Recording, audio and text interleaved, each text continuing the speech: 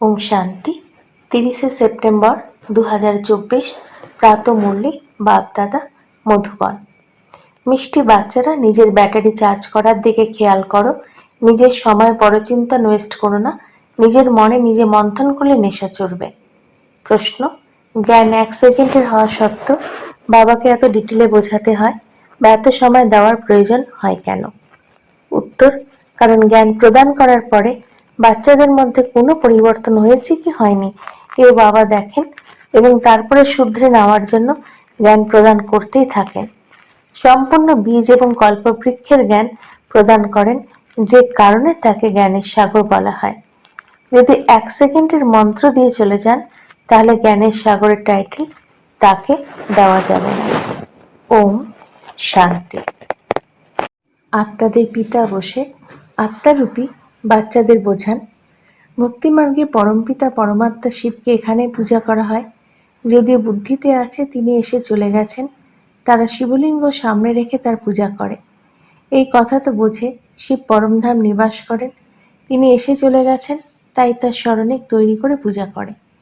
যেই সময় স্মরণ করা হয় তখন বুদ্ধিতে অবশ্যই আসে যে তিনি হলেন নিরাকার, যিনি পরমধামে থাকেন, তাকে শিব নামে পূজা করা হয়। মন্দিরে গিয়ে মাথা নত করে তার উপরে দুধ, ফল, জল ইত্যাদি অর্পণ করে, কিন্তু সে তো হলো জড়বস্তুর ভক্তি করে। এখন তোমরা জানো তিনি হলেন চৈতন্য, তার নিবাস স্থল হলো পরমধাম। তারা যখন পূজা করে তো বুদ্ধিতে থাকে তিনি হলেন পরমধাম নিবাসী, দুনিয়া এসে চলে গেছেন। তবেই তো চিত্র তৈরি হয়েছে যে স্বরূপের পূজা হয়।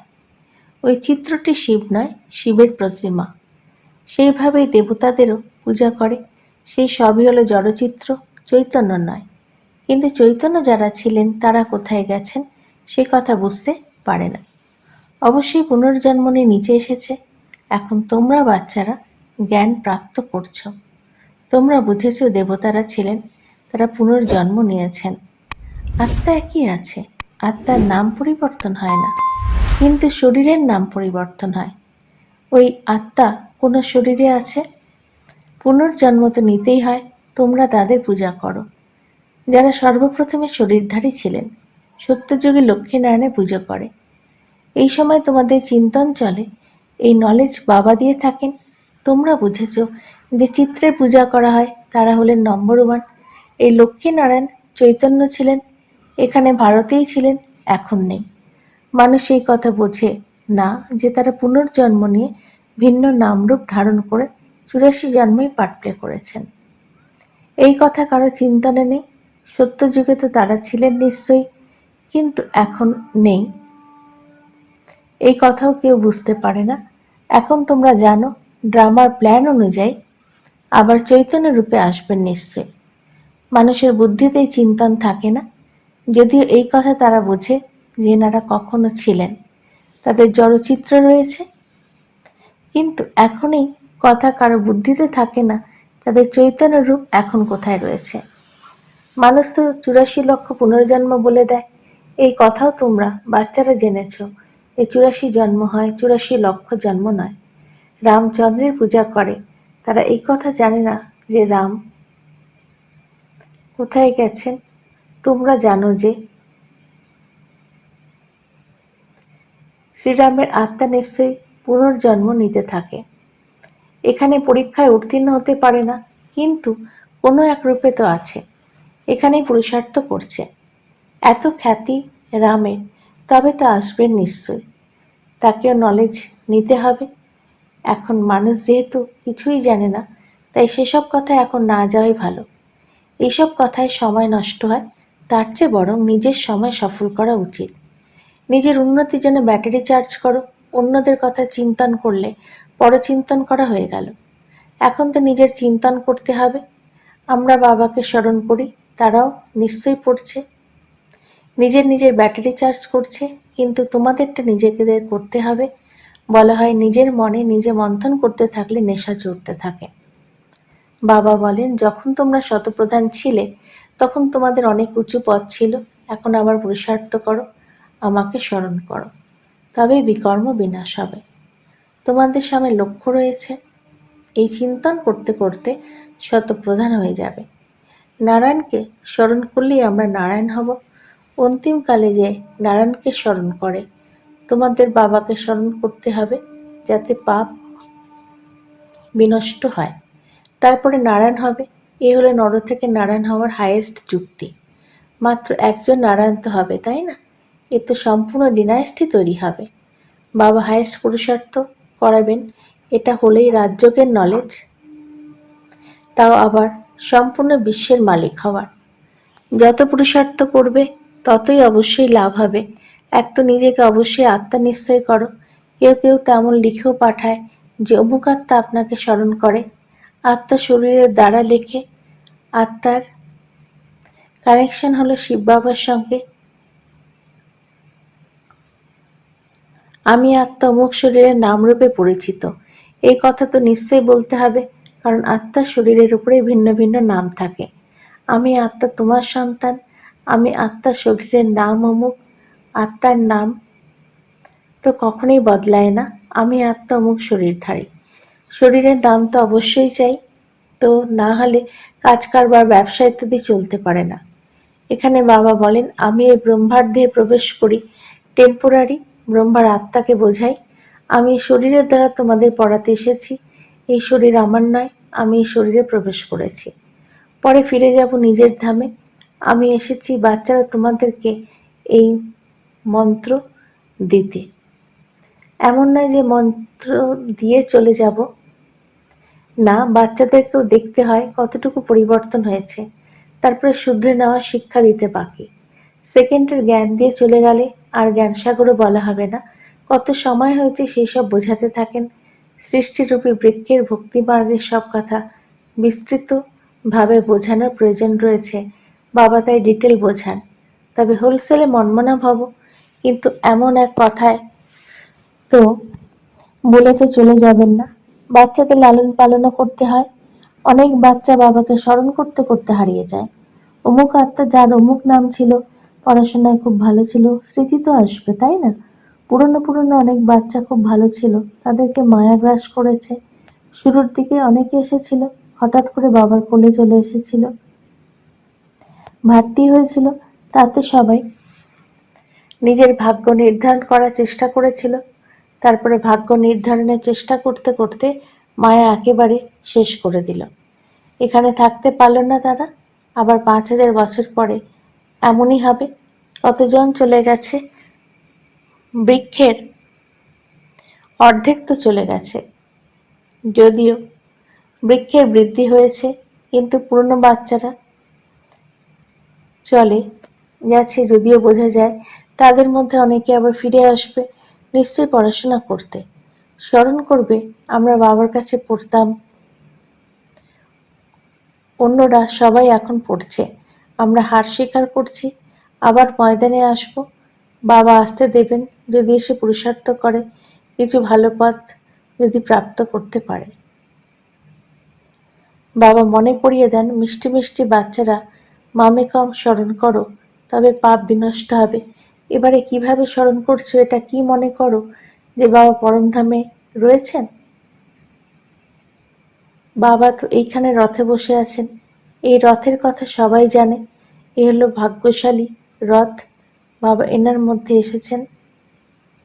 ভক্তিমার্গে যখন ছিলে তখন তাকে পরমধামে স্মরণ করতে, কিন্তু এই কথা না জেনে যে স্মরণ করলে লাভ কি হবে। এখন বাচ্চারা তোমাদের বাবা নিজেই রথে বসে শ্রীমত দিচ্ছেন, তাই তোমরা বাচ্চারা বুঝছো বাবা এখানে মৃত্যুলোকে পুরুষোত্তম সঙ্গম যুগে আছেন। তোমরা জানো আমরা ব্রহ্মাকে স্মরণ করি না। বাবা বলেন মামেকম স্মরণ করো, আমি রথে বিরাজিত হয়ে তোমাদের এই নলেজ দিচ্ছি। নিজের পরিচয় দিয়েও থাকি, আমি এখানে আছি। আগে তোমরা ভাবতে বাবা তো পরমধাম নিবাসী, এসে চলে গেছেন, কিন্তু কবে সে কথা জানতে না। এসে সবাই তো চলে গেছে, তাই না? যাদের চিত্র ইত্যাদি আছে তারা এখন কোথায় সেই কথা কারোই জানা নেই। যারা চলে যায় তারা আবার নিজের সময় অনুযায়ী আসে, ভিন্ন ভিন্ন পার্ট প্লে করে। স্বর্গে তো কেউ ফিরে যায় না। বাবা বুঝিয়েছেন স্বর্গে যাওয়ার জন্যই পুরুষার্থ করতে হয়, এবং পুরনো দুনিয়ার শেষ, নতুন দুনিয়ার আদি হওয়া চাই, যাকে পুরুষোত্তম সঙ্গম যুগ বলা হয়। এই জ্ঞান এখন তোমাদের আছে।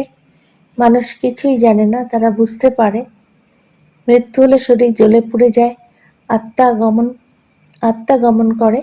এখন কলিযুগ, তাই জন্ম অবশ্যই কলিযুগে নেবে। সত্যযুগে যখন ছিল তখন জন্ম সত্যযুগে হতো। তোমরা এই কথাও জানো, আত্মাদের সম্পূর্ণ স্টক নিরাকারী দুনিয়ায় থাকে। এইসব কথা বুদ্ধিতে আছে, তাই না? তারপরে সেখান থেকে আসে, এখানে শরীর ধারণ করে জীব আত্মা হয়। সবাইকে এখানে এসে জীব আত্মাই হতে হবে। তারপরে ক্রম অনুসারে ফিরে যেতে হবে। সবাইকে তো নিয়ে যাবে না, তাহলে প্রলয় হয়ে যাবে। দেখানো হয় প্রলয় হয়েছে, রেজাল্ট কিছুই দেখায়নি। তোমরা তো জানো এই দুনিয়া কখনোই খালি হতে পারে না। বলা হয়ে থাকে রাম গেল রাবণ গেল, যার অনেক বড় পরিবার।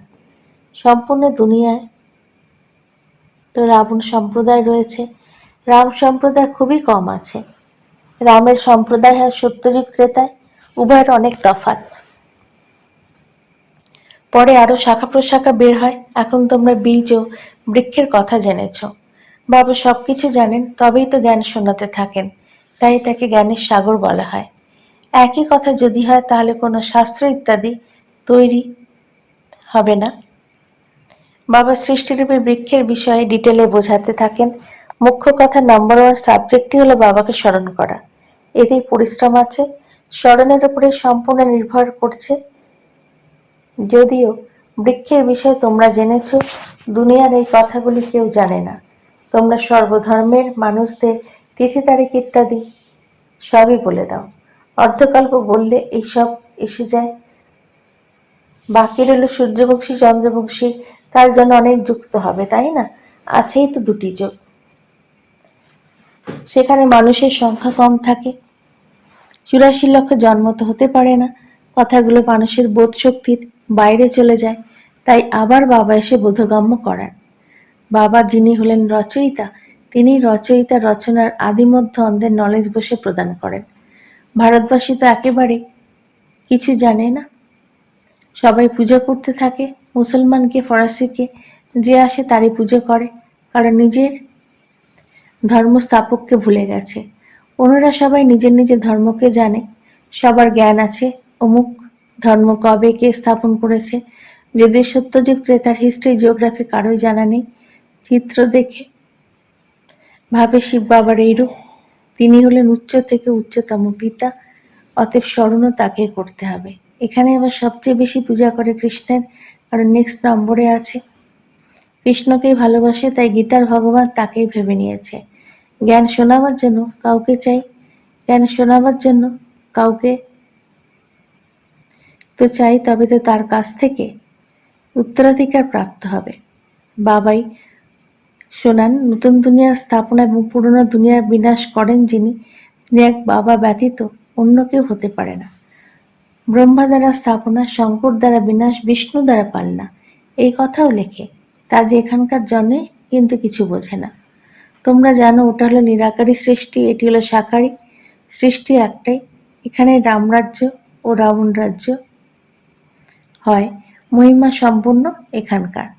যদিও সূক্ষ্মলোকে শুধু সাক্ষাৎকার হয়, মূলধামে আত্মারা থাকে, তারপর এখানে এসে পার্ট প্লে করে। বাকি সূক্ষ্মলোকে কি আছে তা চিত্র বানানো হয়েছে, যে চিত্রের বিষয়ে বাবা বোঝান। বাচ্চারা তোমাদের এমন সূক্ষ্মবতনবাসী ফরিস্তা হতে হবে।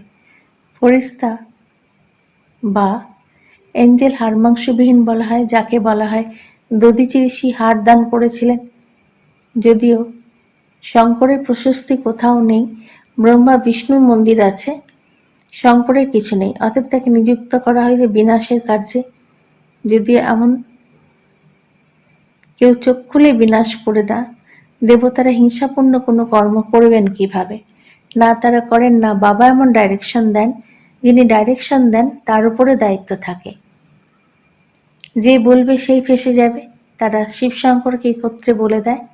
এখন বাবাও বলেন আমাকে স্মরণ করো, মামেকম স্মরণ করো। এমন তো বলেন না যে শিব শঙ্করকে স্মরণ করো। পতিত পাবন একজনকেই বলা হয়, ভগবান অর্থ সহ বুঝিয়ে দেন। এই কথা কেউ জানে না, তাই এই চিত্র দেখে কনফিউজড হয়ে পড়ে। অর্থ অবশ্যই বলে দিতে হবে, তাই না? বুঝতে সময় লাগে। কোটিতে কেউ একজন বিরল আত্মায় জ্ঞানে আসে। আমি আসলে কে, এমন কোটিতে কেউ একজনই আমাকে চিনতে পারে। আচ্ছা, মিষ্টি মিষ্টি হারানিধি বাচ্চাদের প্রতি মাতা পিতা বাপদাদার স্মরণে স্নেহ সুমন আর সুপ্রভাত। আত্মাদের পিতা ওনার আত্মারূপী বাচ্চাদেরকে জানাচ্ছেন নমস্কার। আমাদেরও বাপদাদাকে ধন্যবাদ, নমস্কার। ধারণার জন্য মুখ্য সার: অন্য কোনো বিষয়ে চিন্তা করে নিজের সময় নষ্ট করবে না, নিজের মনের আনন্দে থাকতে হবে, নিজের প্রতি চিন্তন করে আত্মাকে শতপ্রধান করতে হবে। 2. নর থেকে নারায়ণ হওয়ার জন্য অন্তিম সময় একমাত্র বাবার স্মরণই যেন থাকে, এই হাইয়েস্ট যুক্তিটি সামনে রেখে পুরুষার্থ করতে হবে যে আমি হলাম আত্মা, এই শরীরকে ভুলে যেতে হবে। বরদান: দাতার দানকে স্মৃতিতে রেখে সকল বন্ধন থেকে মুক্ত থাকা, আকর্ষণ মুক্ত ভাব। কিছু কিছু বাচ্চা বলে এনার সাথে আমার কোনো বন্ধন নেই, কিন্তু এনার এই গুণ আমার খুব ভালো লাগে, বা এনার মধ্যে সেবার অনেক বিশেষত্ব রয়েছে, কিন্তু কোনো ব্যক্তি বা বৈভবের প্রতি বারংবার সংকল্প যাওয়া হলো আকর্ষণ। কারোর বিশেষত্বকে দেখে গুণকে বা সেবাকে দেখাতে গিয়ে দাতাকে ভুলে যেও না। এই হলো দাতারই দান, এই স্মৃতি বন্ধন থেকে মুক্ত, আকর্ষণ মুক্ত বানিয়ে দেবে, কারোর প্রতি প্রভাবিত হবে না। স্লোগান: এমন আত্মিক সোশ্যাল ওয়ার্কার হও যে উদ্বাস্তু হয়ে পড়া আত্মাকে সঠিক ঠিকানা বলে দাও, ভগবানের সাথে মিলন করিয়ে দাও। ওম শান্তি।